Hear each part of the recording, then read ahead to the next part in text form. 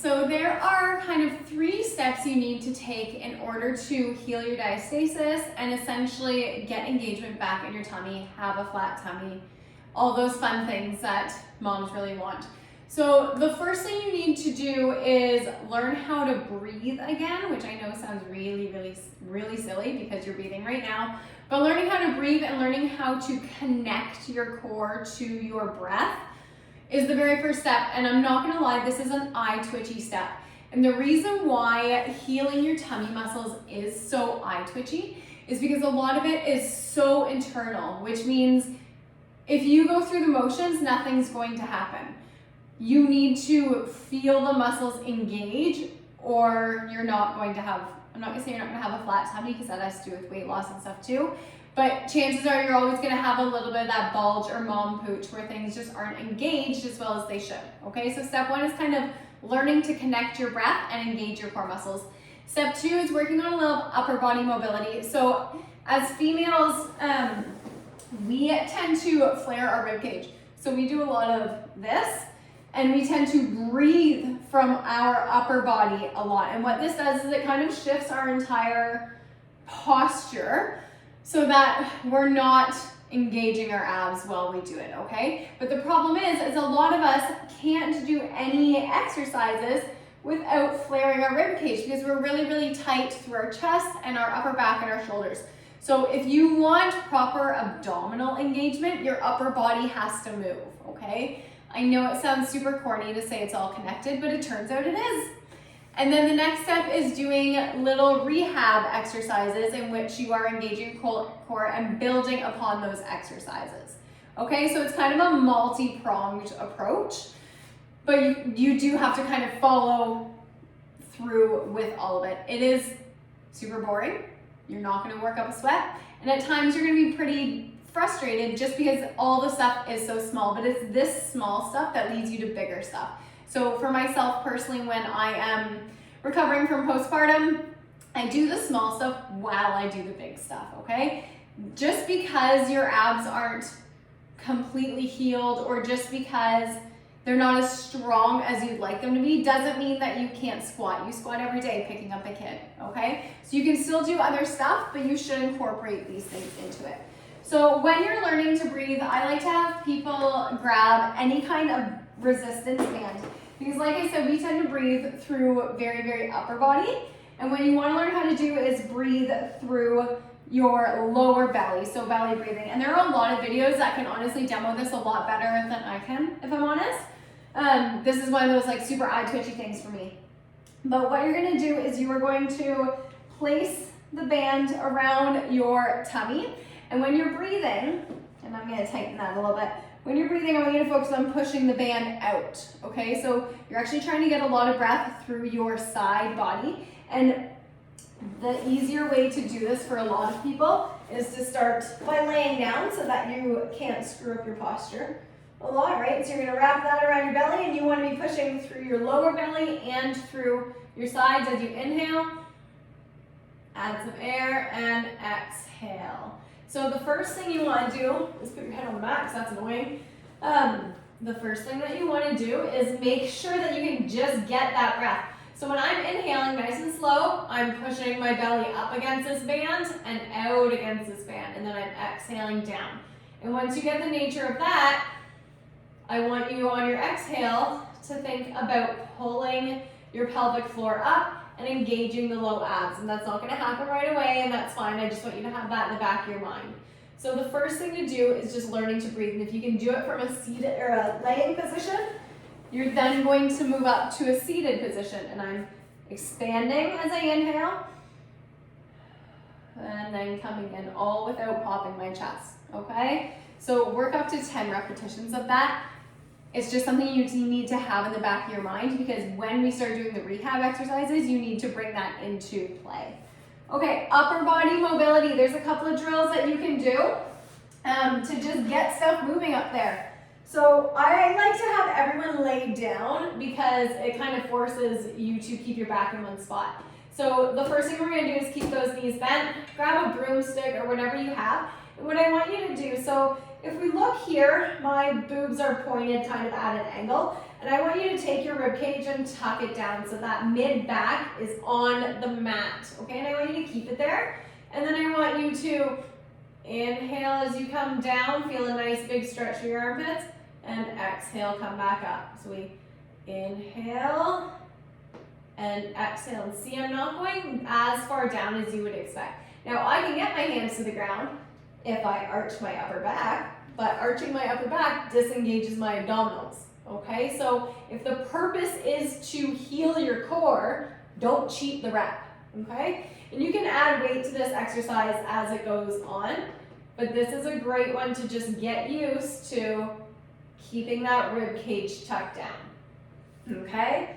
The other one, and I'm sure you've all seen these, are floor angels. So you want to come into this lovely comfy position that makes you want to sleep. I'm trying to line myself up with the camera. So your knees are completely stacked, my hips are on top of each other, my feet are touching. You can grab a yoga block for your head because it's kind of awkward sometimes. And the bottom arm is out straight. Now this top arm is going to circle all the way around, open up the chest right here. You're gonna feel a crazy stretch. And then you're gonna bring it back around. So we are opening up. And what I don't want you to do is this. See how easy it is for me to just pop my chest open? I want you to feel that shoulder stretch. Okay, so we're opening up and coming back. Now you can draw a big circle and feel like a chest stretch, and you can come all the way back or you can close it. What I want to show you from this side is when you're doing that. Okay, so say I get to here and my hand can't touch the ground anymore without me doing weird stuff. Don't do the weird stuff. Let it hover and feel the stretch on your chest, and eventually it will go down. Okay? And then one other one I want to show you is just a crescent child's pose. So if you have a tight pelvic floor, this is an amazing one to kind of relax your pelvic floor. Side note, if you can, I would always advise seeing a pelvic floor physio because they can go up and determine whether you are tight, whether you are weak, and what you need to do a lot better than just guessing, okay? So if you're experiencing leaking, that's your first step. Okay, so you're gonna take your feet wide just like you would in a child's pose, which is exactly what this is, and you're gonna stretch out and come down to the mat, but I want you to walk over to one side and get a stretch all down your side body, and breathe, push into the ground, and walk over, okay? And then push into the ground. Okay, so now what we're gonna do is come into how to engage your core muscles through movement, all right? So laying down here, first thing you're gonna do is learn to pelvic tilt. So we have to be able to move through our hips, okay? But most moms tend to stay tucked under, with the exception of when they go to do exercise, and then we arch. So what I want you to do is first I want you to take that rib cage, remember how we talked about our boobs going this way? And I want you to tuck it down. Next I want you to take your hips and I want you to roll them so that your low back presses against the ground. A couple of ways that you can check this is if I place this band under my low back, if I arch my back, the band can come through. But if I'm pressing my low back down, I can't get the band. So this is a great way as you're doing exercises to make sure that you're engaged is to have a band under there. Because if I relax my engagement, I can take the band out, okay?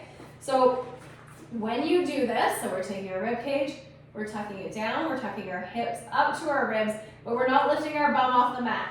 And that's gonna start to engage these muscles down here. You may not feel it, but it's gonna start to engage. So if this is brand new to you, I want you to sit and do pelvic tilt. So you're gonna come into a neutral, so I can get a little bit of a gap under my back, and I'm gonna inhale, and I'm gonna exhale, and come into a pelvic tilt, press my low back to the ground, inhale, get nice and big and relax, exhale, press my back into the ground, okay? So now we're gonna challenge that. So one of the purposes of your core is actually to prevent movement, okay? So in this case, your body is preventing, your core muscles are preventing a low back extension. So this is what you don't want. If your low back is off the mat and you're extended, all of this is disengaged, okay? So we're gonna keep one foot on the floor for now.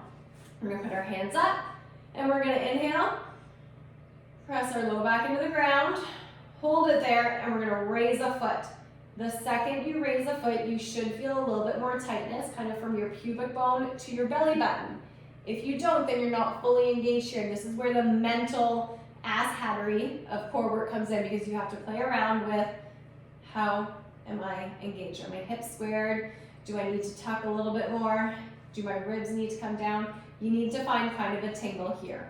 Okay, so from there, I'm gonna slowly inhale, drop my foot a little bit, exhale, pull it back up. Inhale, and exhale. Now, as I inhale, two things are gonna happen. I'm gonna feel a lot more tension here because a limb is moving away, but also my low back wants to do this and follow my foot. I'm resisting the urge to do that, because if I do that, I'm disengaged, right? So my low back's on the ground, I inhale, I feel that stretch, and I'm gonna lose my engagement, so I pull it back up. Inhale and pull it back up. And you're gonna start with this leg down because it gives you some support. Once you get better at it, you can switch legs. So I'm tucking, and I'm gonna exhale. Inhale, exhale, and see how I'm switching legs? And with both legs up, it is very difficult for me not to do this. Okay, I'm keeping a tucked position. Sometimes people need something under their head, okay, yoga block, pillow, whatever, just to get their rib cage down so that their abdominals can engage. Okay, if that's you, that's fine. That's where you're starting, because this gets really, really hard. All right, so that's kind of exercise number one that you want to do, because it is literally your base. Another exercise would be heel slides. Okay, so same thing, except this time we are extending our legs. Actually, I'm gonna have you bend one knee, because we're gonna inhale, push a leg out, exhale, pull the leg in. Inhale, push a leg out, exhale, pull it in. As you do, I want you to think of pulling in with your low belly. Okay, this one takes a lot of getting used to, and when you get better, you can do it with your hips off the ground. We pull in, you're gonna feel the back of your leg as well, or with legs extended, and we can do both at one time, okay? Another great one would be to flip it over once you start feeling a little bit better and come into your bird dog position. So in this position, again, see this lovely back arch? Not what we're looking for. We're actually looking to bring that up to neutral, not rounded, but neutral. When I bring it to neutral, there's gonna be a little bit of tension in my low belly.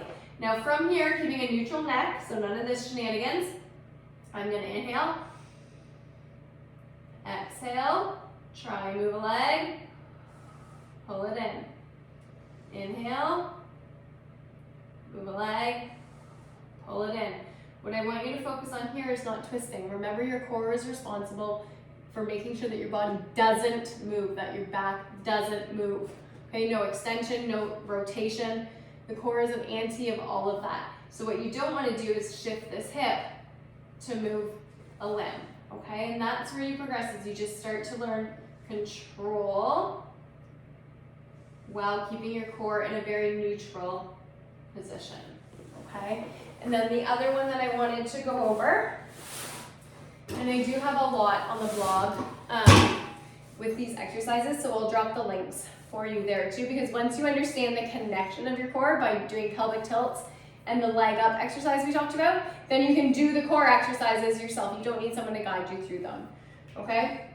So for this one, which you can see, when you place your arms on the bench, and I want you to curl your toes, and I want you to inhale, and I want you to expand your belly, and then I want you to exhale, and pull your knees off the ground. Inhale, exhale. Okay, all while keeping a flat back, none of this. All right, so those are your starters, and there's a lot of DR exercises. Again, I have a ton on the blog. It is really just about teaching your body to engage against movement. So whether that is movement like this or out to the side, where your abs are the ones pulling you in.